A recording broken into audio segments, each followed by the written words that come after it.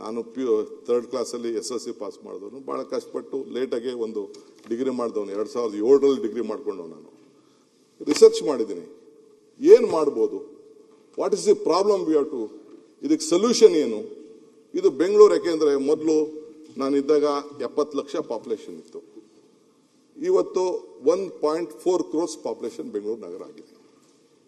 1,30,00,000 vehicles ಇದೆ.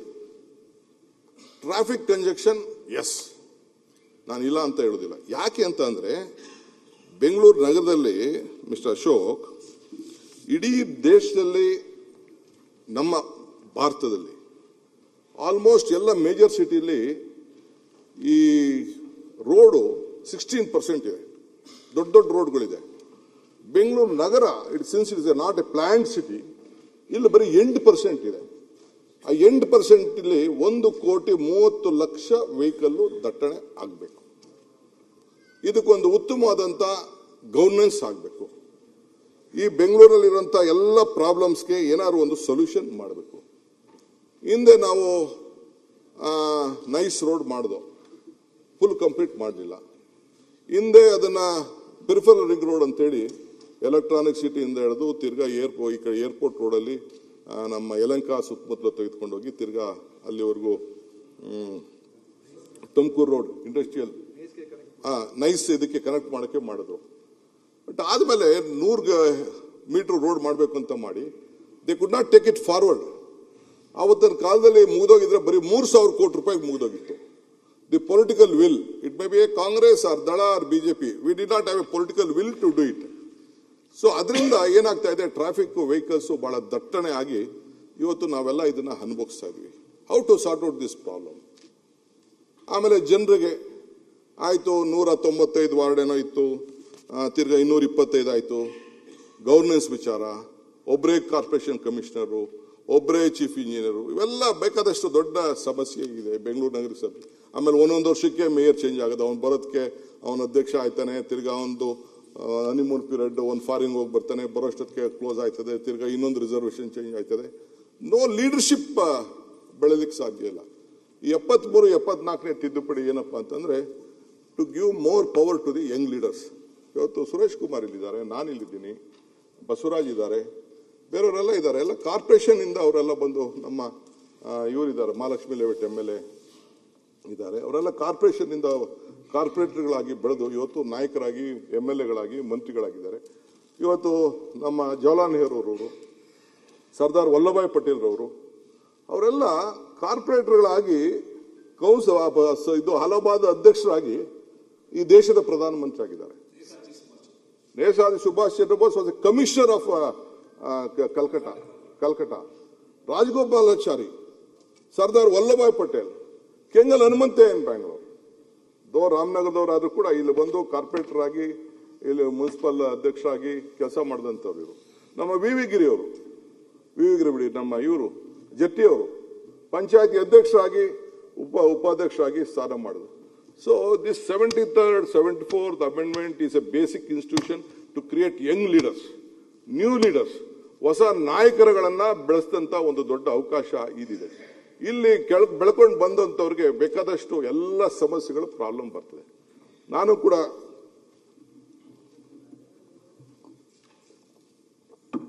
ಜಿಲ್ಲಾ ಪಂಚಾಯತಿ ನಿಂತಿದ್ದೆ, ಅಸೆಂಬ್ಲಿ ಸೋತ ಮೇಲೆ ಜಿಲ್ಲಾ ಪಂಚಾಯತ್ ನಿಂತಿದೆ.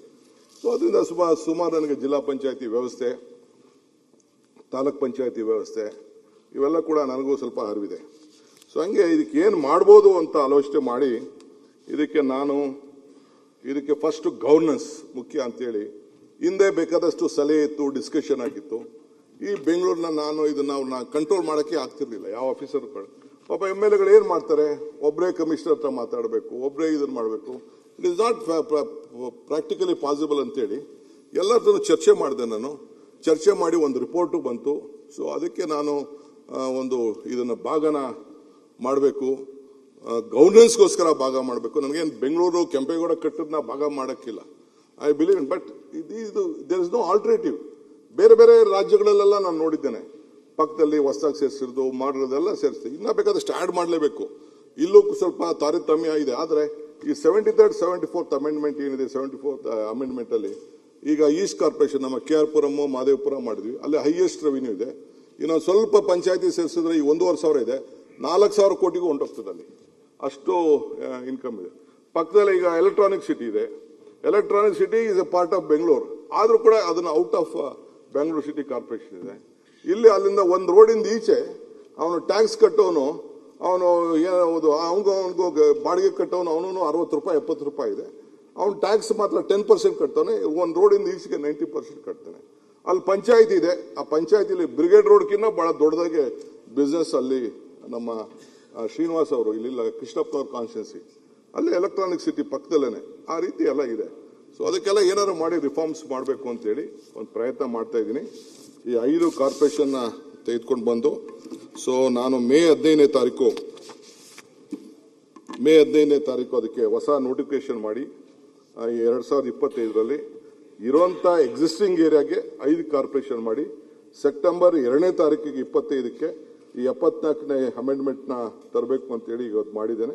ಸಿಟಿಸನ್ ಸೆಂಟ್ರಿಕ್ ಗವರ್ನೆನ್ಸ್ ಇರಲಿ ಅಂತೇಳಿ, ಫೈನಾನ್ಷಿಯಲ್ ಇಂಡಿಪೆಂಡೆನ್ಸ್ ಆಗಲಿ ಅಂತೇಳಿ, ಸೊ ಅದಕ್ಕೆ ಮಾಡಬೇಕು ಅಂತೇಳಿ ಕೆಲವು ಅದಕ್ಕೆ ಆದಂಥ ಫೈನಾನ್ಷಿಯಲ್ ಪವರ್ಸ್ ಎಲ್ಲ ಕೊಟ್ಟು ಇವತ್ತು ತೀರ್ಮಾನವನ್ನು ಮಾಡಿದ್ದೇವೆ.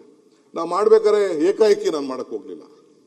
ಇಲ್ಲಿ ಅವರು ವಿರೋಧ ಪಕ್ಷದ ನಾಯಕರು ಅಡ್ವೈಸ್ ಮಾಡಿದ್ರು, let us form a house committee ಅಂತ. ಅವರೆಲ್ಲ ಸಜೆಷನ್ ಕೊಟ್ಟಿದ್ದಾರೆ.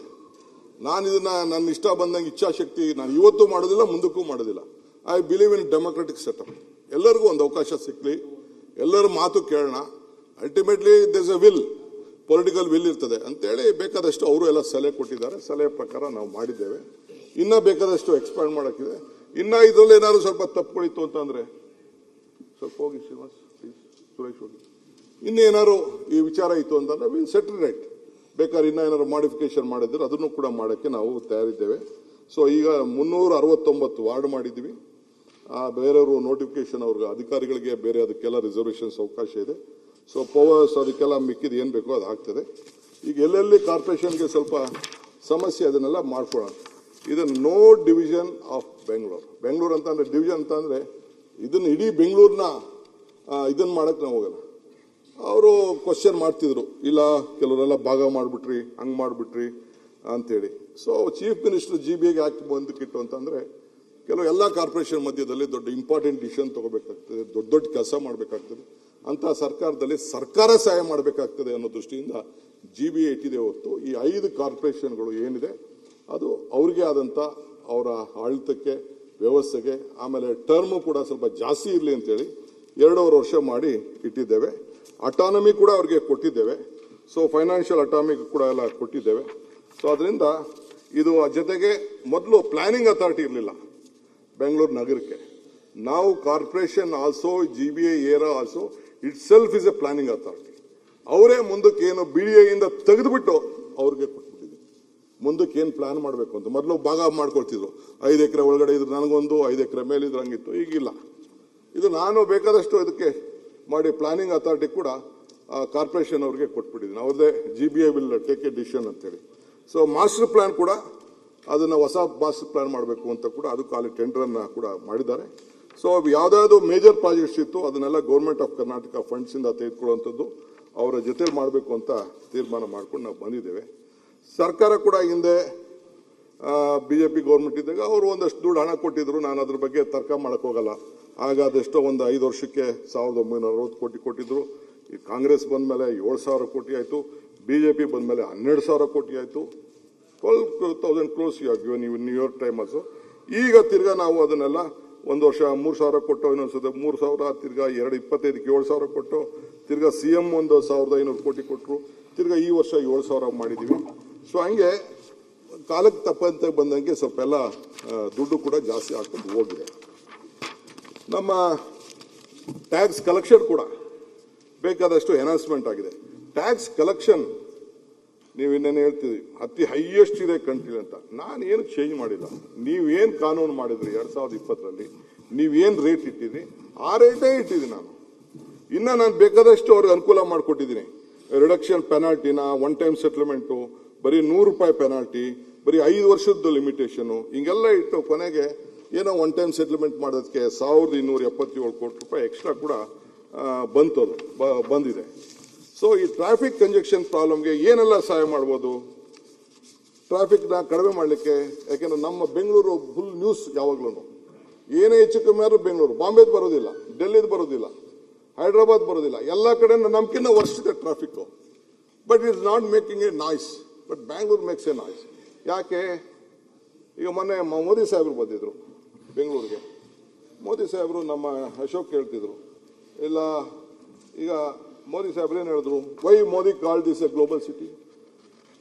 ಬೇರೆ ಏನೋ ಹೇಳ್ಬೋದಾಯ್ತಲ್ಲ ಬೆಂಗಳೂರು ನಗರಕ್ಕೆ ಬಂದು. ಇವರು ಸ್ಟೇಜ್ ಬಂದಿದ್ರಲ್ಲ ಅವತ್ತು. ಭವಿಷ್ಯದ ಎಲ್ಲ ಸವಾಲುಗಳನ್ನು ಬೆಂಗಳೂರಿಗೆ ಸಿದ್ಧತೆ ಮಾಡ್ಕೊಳ್ಬೇಕು ಪ್ರಧಾನಿ ಮೋದಿ ಅವರು ಸಲಹೆ. ಸೊ ಹಂಗೆ ಭಾರತದ ಚಿಹ್ನೆ ಬೆಂಗಳೂರು, ಮೋದಿ ಬಣ್ಣನೆ. It is A global city ಅಂತ ಮೋದಿ ಸಾಹೇಬರು ಹೇಳಿದ್ರು. ಬಹಳ ಸಂತೋಷ, ಅವ್ರಿಗೂ ಗೊತ್ತಿದೆ. ಅಟಲ್ ಬಿಹಾರಿ ವಾಜಪೇಯಿ ಅವರು ಏನು ಹೇಳಿದ್ರು ಹಿಂದೆ ಬೆಂಗಳೂರು ಏರ್ಪೋರ್ಟ್ ಬಂದಾಗ? ನಾನು ಇಲ್ಲೇ ಹೇಳಿದ್ದೀನಿ, ನಮ್ಮ ಅನಂತಕುಮಾರ್ ಅವರು ತೀರ್ಕೊಂಡಂತ ಸಂದರ್ಭದಲ್ಲಿ ಇಲ್ಲೇ ನಾನು ಹೇಳಿದ್ದೀನಿ. ನಾನಿದ್ದೆ ಕೆಳಗಡೆ ಏರ್ಪೋರ್ಟ್ ಇನಾಗ್ರೇಷನ್ ಮಾಡಿದಾಗ, ಲೇಯಿಂಗ್ ಫೌಂಡೇಶನ್ ಮಾಡಿದಾಗ. ದೇರ್ ವಾಸ್ ಎ ಟೈಮ್, ಅವ್ರು ವಾಜಪೇಯಿ ಹೇಳಿದ ಮಾತು ಇನ್ನ ನನ್ನ ಕಿವಿಲಿ ಇಲ್ಲೇ ಇದೆ. ದೇರ್ ವಾಸ್ ಎ ಟೈಮ್ 5 ಪ್ರಧಾನಮಂತ್ರಿಗಳು 4 ತಿಂಗಳಲ್ಲಿ ಬಂದಿರು ಬೆಂಗಳೂರಿಗೆ. ಚೈನಾ, ಜಪಾನ್, ಪೋಲ್ಯಾಂಡ್ ಮತ್ತು British prime minister. There was a time when the world leaders first used to come to Delhi, then they used to come to different part of the state whichever they like. Now the situation has changed. The same world leaders are first coming to Bangalore, then going to Delhi ಅಂತೇಳಿ ಅಟಲ್ ಬಿಹಾರಿ ವಾಜಪೇಯಿ ಅವರು ಹೇಳಿದ್ರು. ಅದು ನಮ್ಮಿಂದ ಆಗೋಯ್ತು, ಕೃಷ್ಣಯಿಂದ ಆಗೋಯ್ತು ಅಂತ ನಾನು ಹೇಳೋದಲ್ಲ. It is all of you, all your children, all your technocrat has contributed for Bangalore. ಇವತ್ತು ಬೆಂಗಳೂರು 26 ಲಕ್ಷ IT ಪ್ರೊಫೆಷನಲ್ಸ್ ಬೆಂಗಳೂರು ಕೆಲಸ ಮಾಡ್ತಾ ಇದ್ದಾರೆ. ಎಲ್ಲ ಫಾರ್ಚೂನ್ 500 ಕಂಪನೀಸ್ ಅಲ್ಲಿ 400 ಕಂಪನಿಗಳು ಬೆಂಗಳೂರಲ್ಲಿದೆ.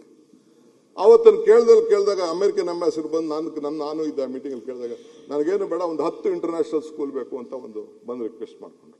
ಯಾಕೆಂದ್ರೆ ಎಲ್ಲರೂ ಕೂಡ ಬೆಂಗಳೂರನ್ನೇ ನೋಡ್ತಾ ಇದ್ರು. ಅವ್ರ ಮಕ್ಕಳಿಗೆ ಎಜುಕೇಶನ್ ಬೇಕು ಅಂತಿದ್ರು.